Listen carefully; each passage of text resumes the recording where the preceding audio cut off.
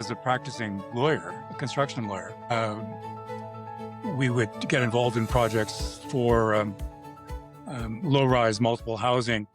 I was always amazed at the quality of the drawings, which tended to be pretty good. I mean, the drawings themselves were good, but the design was uniformly lousy. And I'm sure if you ask those young, and they tended to be young, ambitious architects who were getting these projects from developers and feeling lucky that they did, if you asked them why they weren't doing a better job, they would shrug their shoulders, tell you that, the budget was so tight. They had to make do with a per square foot budget, which was far lower than it should have been. You don't hear that pushback from lawyers, doctors, engineers. Architects seem to be incredibly willing to use budget as a cudgel that they beat themselves with.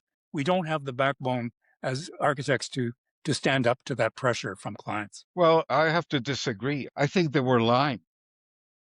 What I'm getting at is that there hasn't been a single house that had to be demolished because it was so unlivable. You know what I mean? Yeah. However, two major examples. One is the Villa Savoie by none other than Le Corbusier, okay? And the other one is the Farnsworth house by the other none other, Ludwig Mies van der Rohe.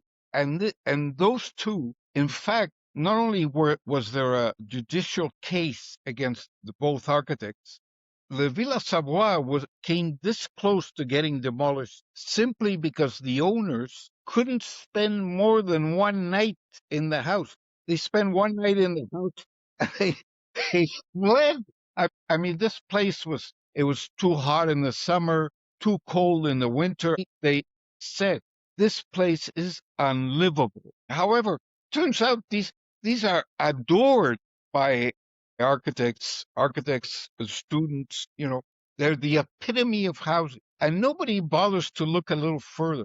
Nobody seriously considers those houses as a model for housing in any kind of economic climate. And it's not just an economic issue, it's a functional issue, as you're pointing out. These weren't houses which were meant to be models for others to follow. You can't imagine a subdivision of Farnsworths or Villa Savoies. They're sculptural, artistic. No, nobody wants to live in a glass box. It's unlivable. First of all, you need 40 billion acres so that nobody can see you, just walking around. The whole idea is crazy.